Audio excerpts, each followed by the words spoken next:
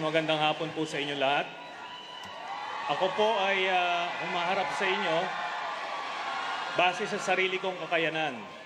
Wala po akong kamag-anak na politiko na gumawa ng aking pangalan. Ako po ay nanilbihan bilang sundalo sa ating bayan. Noong 2003, ako at ang aking mga kasamahan ay nanindigan laban sa katiwalian. At dahil dito, nakulong po ako ng 7 kalahating taon. Habang nakakulong, ako po ay nahalal. Inihalal ninyo ako bilang senador. At simula noon, itinulak ko ang interes ng sambayanan at kasama na ang ilang sektor ng ating lipunan, kagaya ng mga sundalo, mga pulis at mga teacher.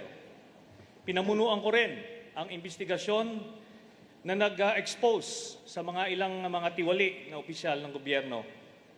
Kung gagawin niyong Vice Presidente, tututukan ko at lulutasin ang mga problema natin sa peace and order na kasama na ang lumalaganap na iligal na droga.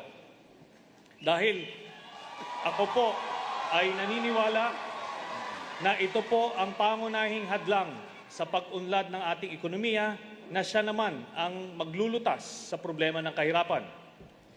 Ganon din, pamumunuan ko ang anti-corruption drive ng ating gobyerno na sa ganon, ang kaba ng bayan ay hindi na mapupunta sa bulsa ng iilan. Salamat po.